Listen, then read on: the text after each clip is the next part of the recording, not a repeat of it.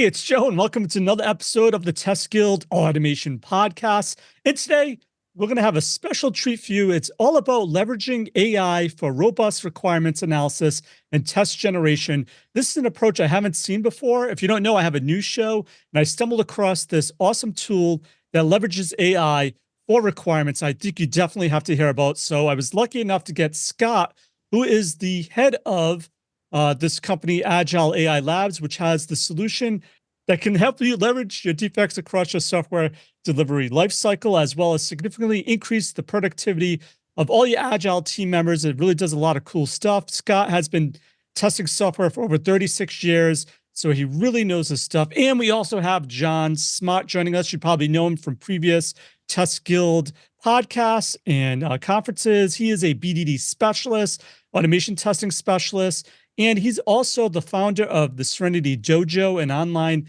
training platform for testers who really want to learn world-class agile test automation engineering. And he's also the author of what I think is the best book on BDD, BDD in action, and the creator, I always say this, what is my favorite framework in the world, the Serenity BDD test automation framework. That used to be my go-to framework when I was working full-time as an automation engineer. Really, really excited to have both of you on the show. You don't want to miss it. Check it out. Hey guys, welcome to the Guild. Hey, Joe. Thank you. Yeah, good to be here. I'm really excited to have you. I guess, Scott, let's start with you. As I was mentioning, I'm always looking for new tools and things to report on my news show, and I came across something called Spec to Test AI. So anytime I have a founder on the show, I'm just curious to know why did you create this particular tool, and what makes it different than maybe other tools that are out there? Yeah, honestly, the reason why we create, obviously myself, but the team and I created the tool is because we've got a lot of passion for defect prevention. The team that we've assembled as part of the company, pretty much everybody in the company has 25 plus years of quality engineering and testing experience. So they've, along with myself, have really thought about how can we make a difference using AI and make real change, make a real difference. And so what we did was, during the genesis of the project, we thought a lot about looking across our experiences. Many of us have done, for example, consulting. And where did we make sort of the biggest bang for the buck? It was almost always in and around helping companies, helping organizations prevent defects, right? Even though we're all passionate, we're pretty much all testers, but preventing defects always had that massive ROI. And so we really felt like this is an area where, hey, not a lot of people are focusing on, certainly not a lot of tools or platforms today are focusing on really shifting left, using AI to actually do that effectively. So we said, you know what, this could work. And so here we are months and months later, and it's working. Yeah. Awesome. And John, how did you get involved then? I know you're a BDD expert. Did this come across your radar and you're like, oh, this is a good idea? Like, how did you get involved in this as well? Well, I often get asked to take a look at AI and test automation tools, and I do. And often I don't say anything because I'm a little bit underwhelmed by them. And when Scott reached out and sort of explained what he was doing and showed me where it was an early version, but even at the time showed me sort of the evolution of the tooling, it really blew my mind away. And also just talking to Scott, Scott felt like my long lost brother from America because we were thinking in exactly the same way. This whole idea of that you don't actually get the leverage from automating tests after the fact. The real bang for your buck is when you're helping teams collaborate and discover and align their thoughts early on. And there's a lot of problems. Teams see massive problems all the time, even now, aligning their thoughts and getting their their ducks in a row, so to speak, and making sure their requirements are consistent and getting that communication flow going. And a lot of that comes down to expressing the requirements well and troubleshooting them initially and asking the right questions. And the applying AI at that early level just makes so much sense. So the product just really clicked. All right. So we keep saying it's shifting almost left to the requirements. So can you give it a small example of what we're talking about? Mostly when people hear AI, they think of Gen AI, where it just creates the script for you. But this I think is a lot more. It's a different approach. So can we talk about the requirement type of approach that this takes? Yeah, I'll take that. So one of the things that the platform does is it really does drill down and analyze user stories or requirements, right? And along with that, it's not just the story itself, the acceptance criteria. So, for example, we produce 32 different measures from a single user story. So we're measuring 32 different attributes of a user story.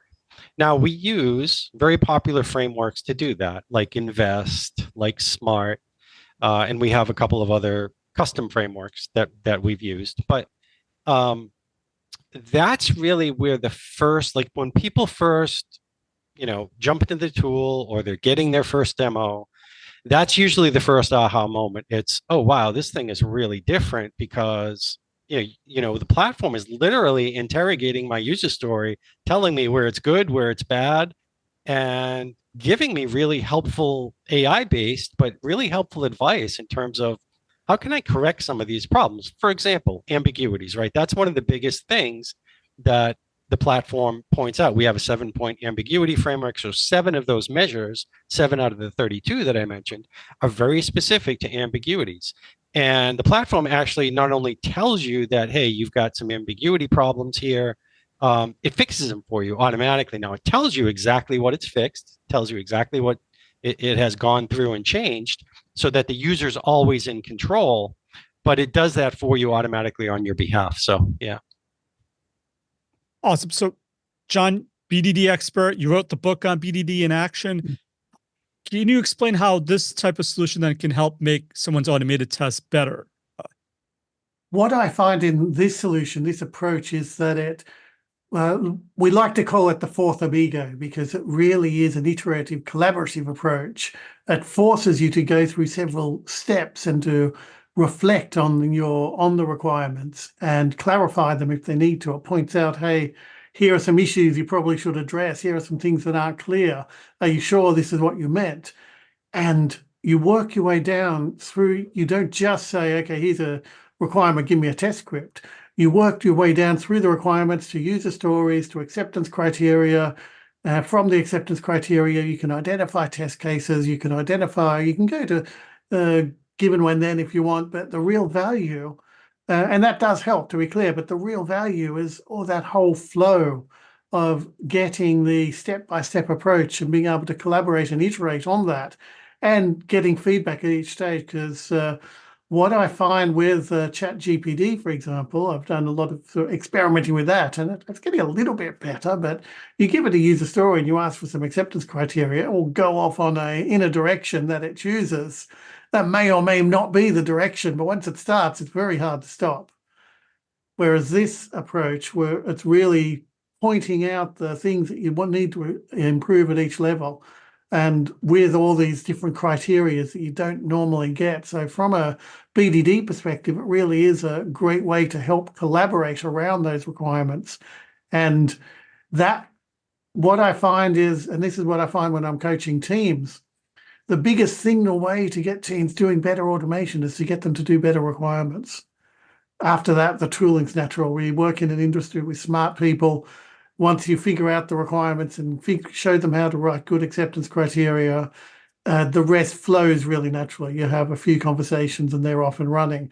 But if you don't show them how to get the requirements or don't help them in that early stage, it's much harder and they can get stuck in a rut and get themselves into a lot of trouble. So the automation perspective is really what you're leveraging that power of sort of collaboration early on, and that's where you get the benefits. Right, so it sounds like it really embraces the true spirit of what behavior-driven development was created for, Mm. and that is the collaboration, the communication. A lot of times tools come in as automation first, but this sounds like it's literally BDD the way they meant BDD to be used. I don't know, Scott, if you agree with that statement or not, but Yeah, yeah, absolutely, absolutely. It's interesting because I think when John and I first started collaborating, even I'll admittedly say I'm not a BDD expert. I even was able to learn some really tenets of BDD that I've been able to help influence back into the AI training. In fact, John and I recently collaborated over making some enhancements to some of the BDD output in the tool. And I mean, as you know, he's got great insight and a great handle on all of that. But it's interesting, I think in the realm of BDD, what you don't know and what can be done, right? Because it is really of such a powerful mechanism, and when we can build at least some of those best practices into an AI tool, build some of those trainings into an AI tool, and help at least automate some of that process, it really is a ton of value. So yeah, I mean, as you know, I absolutely love what John's talking about. Yeah. so this is something I think people actually need to see to really appreciate it. So I know you do have like a free trial, but I'm going to try to audibly, because it's just video and also talking heads only, might be hard for people to envision. So how does it work? Someone has a user story, they feed it into your solution, and then it automatically runs it against, creates test cases. I think it has edge cases. It could come up with mathematical models, test coverage. I think it even has like traceability as well. So how does that all work? Like, can you just like I still don't know if people are hearing this, they still get the gist of what this is doing. Yeah, there's and by the way, people can jump over to our YouTube channel, take a look at it as well, AgileAI Labs. But because we've got a number of videos out there, some of them are 30, 35 minutes long. People can literally walk through. But what it does is there's really two major components to the tool. A lot of what you just spoke of is on the testing side, but what happens first is the user story gets distilled and measured. So that's sort of what we call step two. That's all of the analysis around the requirement. And we do things like not only provide them with all of that feedback and advice, as I mentioned, and give them, those 32 measures, but we actually change the requirement. We enhance what we call enhance the requirement.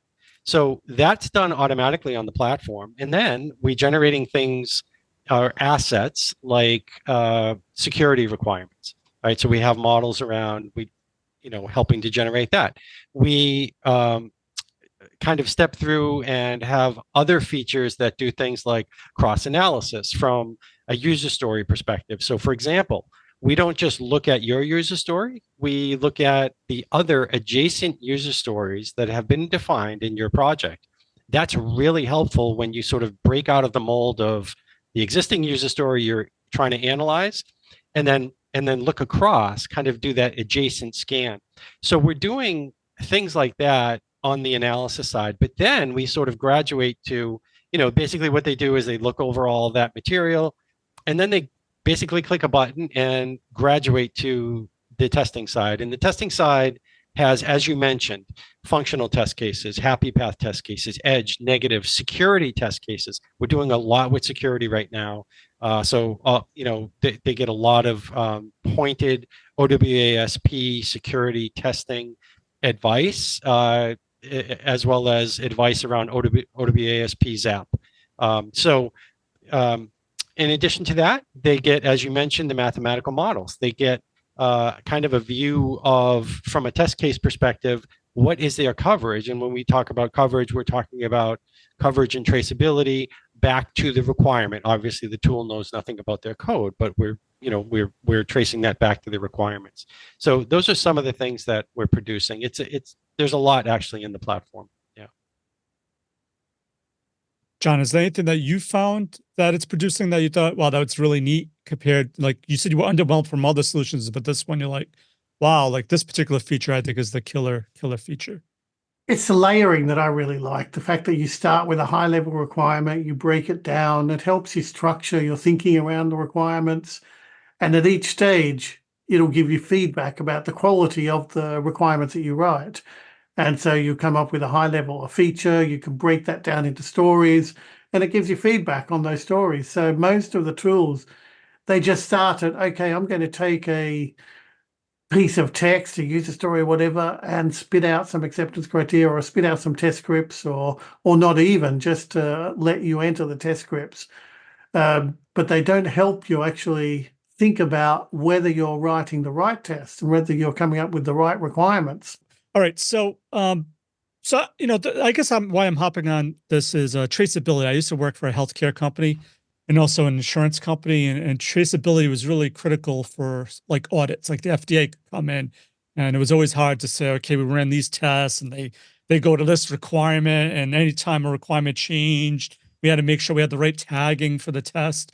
Can this particular solution help with traceability, especially for an audit? Is that something? Is that a use case you would see or think would this be good for? Yeah, that's one of the assets that we focused on and that gets automatically produced. And basically what we're doing there is we're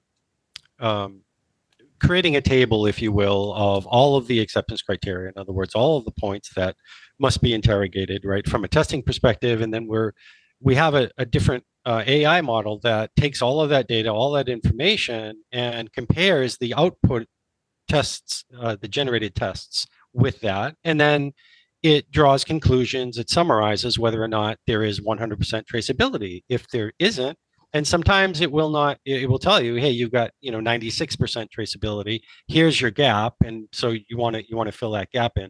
But it provides paragraphs and paragraphs around and detailed information around all of those traceability points of traceability, which is really quite helpful. Again, all of that gets generated within the course of 2.5 to 3 minutes, in addition to all of the other assets that I mentioned earlier. So it's one of those things that it's such low touch, and there's so much potential value that people can get out of it that it's probably one of the bigger, at least on the testing side, it's probably one of the bigger feedback points that we have been hearing in terms of, you know what, this is really quite useful. This stuff would take me 25, 30, 40 minutes to write. I get it automatically with the output of all of my tests. You guys are saving me a ton of time. Yeah. What happens once you get that output though? Is it automatically going to create automated tests for you? Is that like another tool that would come in and read this to do that? Or is this not necessarily just for automation? And also could be someone who wants to use exploratory testing, say with security. They may not know how to use these tools with security. Can it go through these user stories and it's that much detail where they can perform them and by manually? Yeah, so what the tool does is it provides very detailed manual test cases, right? That is sort of our biggest selling point, if you will, of the platform. Our test case generation engine is very mature. The reason why I say that is because we use different mathematical models to actually generate tests. So what you're getting is the base, the foundation of all of those manual test cases automatically generated.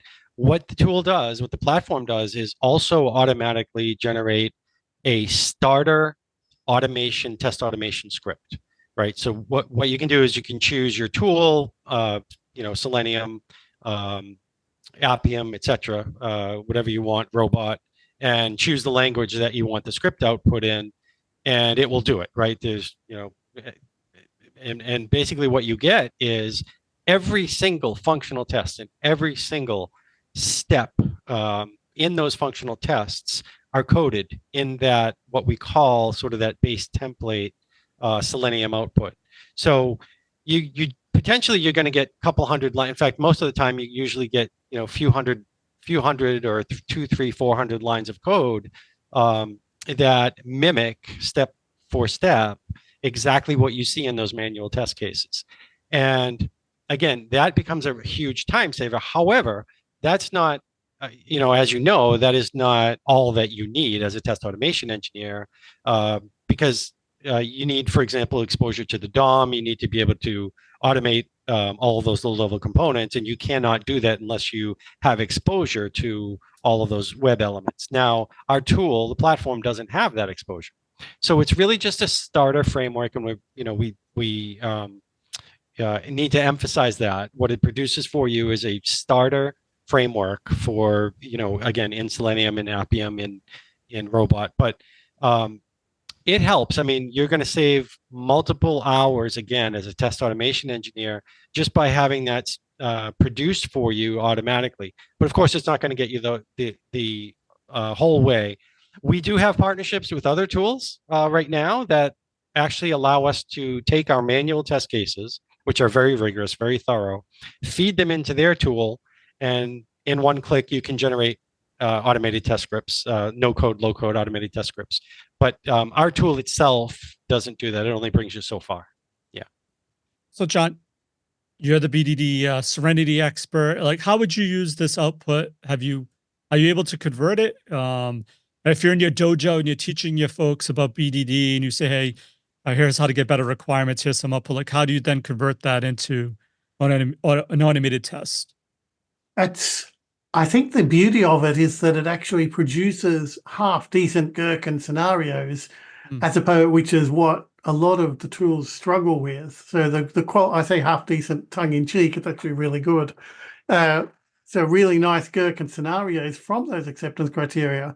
And then the template, it's just template Java or JavaScript or Python or whatever language you can use. You can then fill in the gaps. So I would, since it's, so Scott was talking about Selenium, but it's very minimalistic code. You can fit anything you want into it. It doesn't actually commit it applies. So Scott was talking about some of the BDD best practices and whatnot, and the gherkin that it produces does stay at a business level. It does keep things at a implementation agnostic a lot of the time, which means you could be automating the UI, or you could decide to go through an API, depending on the requirements that you're working with. But after you have that gherkin scenario, that saves you basically the one layer. You can then take that. You'll need to tweak it.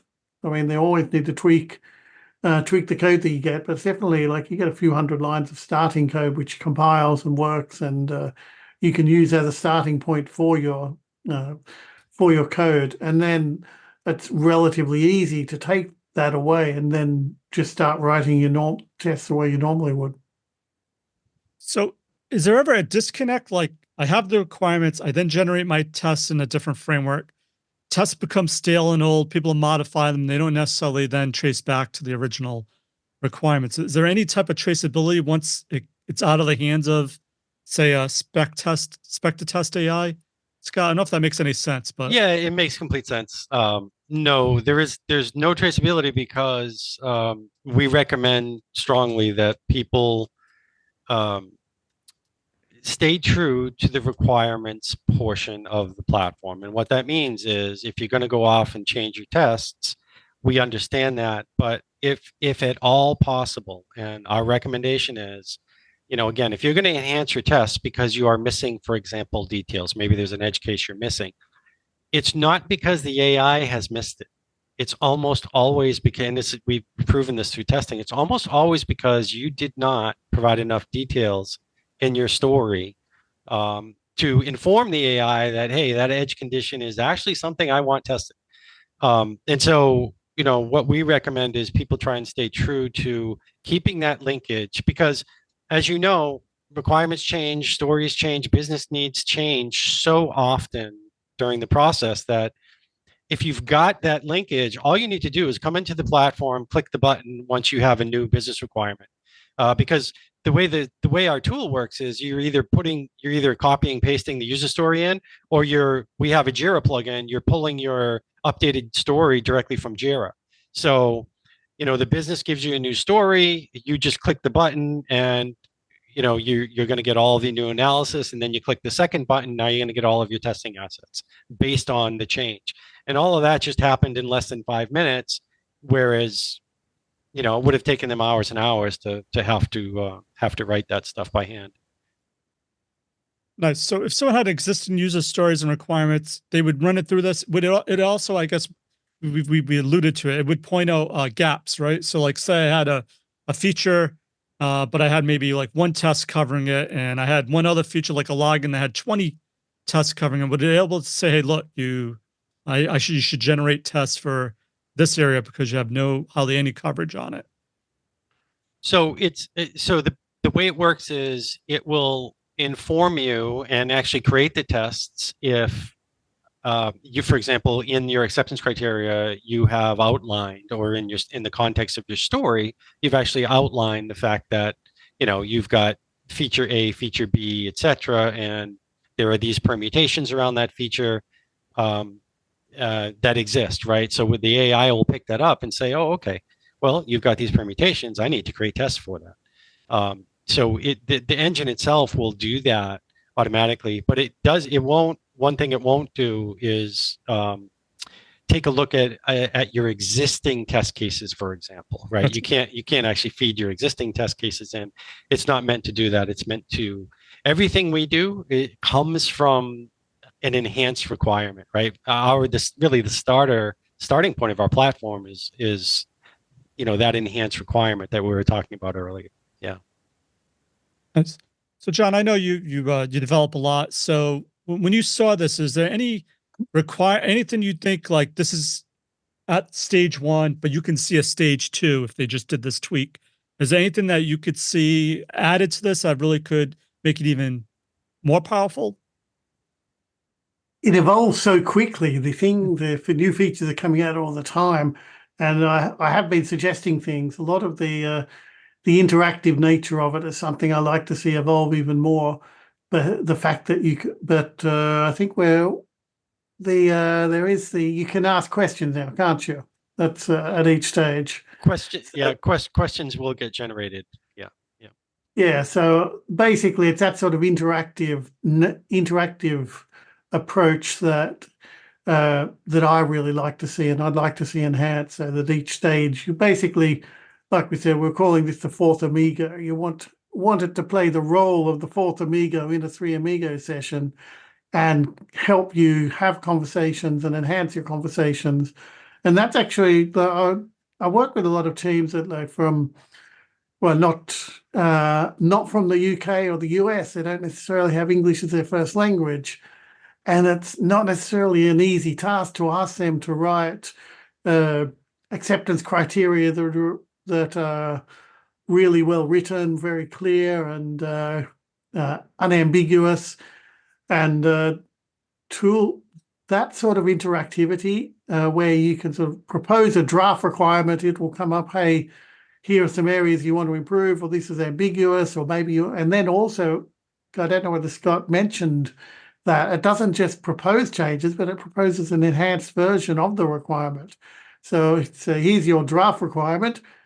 Here's an enhanced version with the wording rewritten to make it a little bit less ambiguous, or a little bit clearer, a little bit more complete. And that is a real time saver for like the teams in non-English speaking or non-first language English speaking countries that may struggle a bit to get that sort of, even if they can do it, it'll take them longer. And this can really speed up that process. And that's the interactive side of things that I'd like to see enhanced even more. So a lot of times when people hear AI, they think, I'm being replaced. This sounds more like an enhancement, like an assistant, a buddy that's going to help you find ambiguity and get communication. It's going to start communication rather than shut it down and say, I did all the communication for you. Here's your requirements. Here's your test cases, right? Yeah, exactly. Yeah, exactly. The way the platform was architected from the beginning is it is user-centric. It's human-centric, right? And it's meant to be a productivity tool. It's never meant to be a replacement. And it's great because there are so many assets that get generated. You can, as a user of the platform, you can pick and choose what you want to focus on, what you want to use, what you don't want to use. There are points in the platform where you can just edit what the AI has produced. You're always in control as a user. You never have to accept any of the AI changes. But the other great thing about the platform is that we show you everything that has been done.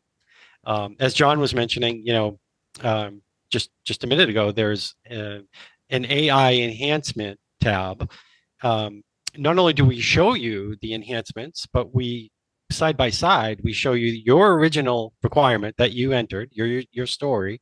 And then right next to it on the right-hand side, we show you all of the enhancements and we bold and highlight literally every single change that the AI engine has made. So you've got clear transparency always. And you feel when you're using it as a user, you feel like, yeah, I'm in control. It's a massive productivity booster, but I'm in control, not the AI. So, and we want to keep that going. We're big believers in sort of human-centric AI. Yeah.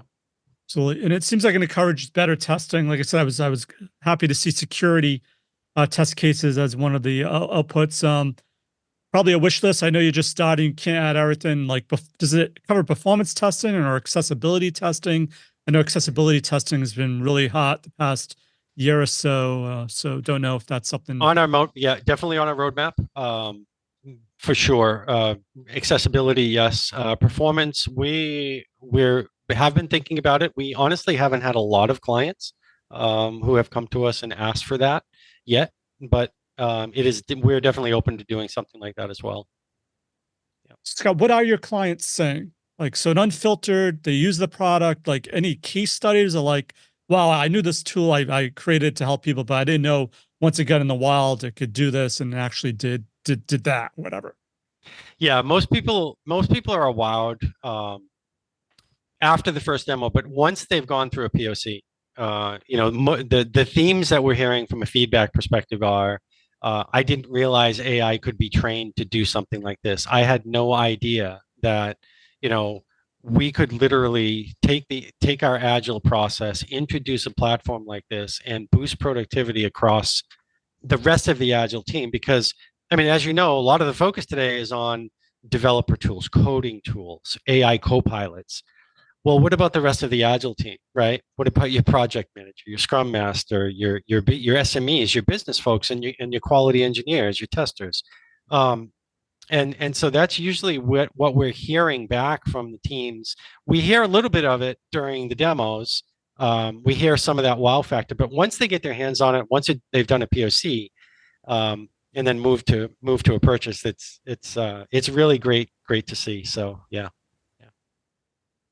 So I'm hearing it almost like it's an agile productivity booster, an AI agile productivity booster. I'm just absolutely spitballing titles here for the podcast. Yeah, absolutely, it is. It's Copilot for requirements discovery. Oh, okay, even better. Yeah, love it. That's good too. Yeah, for sure. All right, John, I know you do a lot of training, and I believe you have like a dojo. Do you actually use Spec to test AI in any of your trainings? If someone really wants to, hey, let me really try this with an expert in a real world scenario so I can learn it even better. We do, absolutely. So we run both the Serenity Dojo, which is for individual testers wanting to get up to speed with agile test automation. We do sessions each week on BDD, and we often use AI tools like Spec for Test and including Spec to Test. And we also run a tailored workshop for teams called the BDD Accelerator, where we apply these techniques for each team in their own domain with their own problems. And we do a lot of work with AI tools and Spec to Test in that space. So if teams are looking to adopt BDD, that's definitely a good way to go. And how do they get there, John, to learn more? So the best way is just to get in touch with me directly. So there'll be some links, I presume, under the webinar. But yes, the best way is just to get in touch. So definitely check out all the links in the show notes and learn more. One thing I know a lot of people are concerned about is ChatGPT leaking company secrets and putting all the requirements in ChatGPT and training it somehow, and then it gets in the wild. Is your solution using ChatGPT in the background, or like it's more than just ChatGPT? Like how does this work? I guess a lot of people be concerned about it. Yeah, absolutely. We would never use ChatGPT. We're working with like literally some of the largest companies in the world right now, platform wise, and security is absolutely imperative. So we absolutely stay away from public GPTs like that, ChatGPT, any mechanism where there could be a security risk, security breach. You never want your company data, your IP information going into any of the AI training models ever. And I mean, that's just an unforgivable offense from a corporate perspective, as you know. So, yeah, we're highly secure. Anything that we do on the back end is through a secure API mechanism, and we steer away from any potential GPT like element. Yeah. Yep. Okay, Scott and John, before we go, is there one piece of actionable advice you can give to someone to help them with their AI BDD testing efforts? And what's the best way to find, contact you, or learn more about Spec to Test AI? Let's start with you, John. We'll end with Scott. I think the biggest thing to get the sort of bang for your buck out of this whole BDD agile test automation process is just to make sure you are having those conversations. And that's where Spec to Test really does shine, is helping people collaborate and have those conversations and make those conversations smoother and more productive, even if people are not necessarily in the same room. So the advice is make sure you're having the conversations. Yeah, and yeah, absolutely. In terms of learning more, please, AgileAI Labs.com and our YouTube channel. There's some great demos out there, AgileAI Labs. But in terms of advice, what I would recommend is there's a lot of really interesting experimentation you can do with the public GPTs. And I really do encourage people to do that, especially testing folks, because a lot of the experiments that you could potentially run may actually help you in your day-to-day work. So, for example, I'm going to make a recommendation right now. If you have the time as a test engineer, absolutely try and experiment with some more of the advanced design mechanisms around creating a prompt. And what I mean by that is, go ahead and try to, for example, take some sample requirements, make sure they're sanitized because there are security issues, but take some sample requirements from your day-to-day job and experiment with building some of those prompts up in terms of potentially trying to produce test cases. You'll get, I think you can get to the point as a test engineer where you may actually be able to produce some interesting results and useful results that would likely help you in your day-to-day job. So, I'm at heart, I'm an engineer. I love to experiment, and I absolutely encourage people to experiment. There's a lot of interesting things that they can generate just using the public GPTs. Yeah. Thanks again for your automation awesomeness. The links to everything of value we covered in this episode, head on over to testguild.com/A492. And if the show has helped you in any way, why not rate it and review it in iTunes?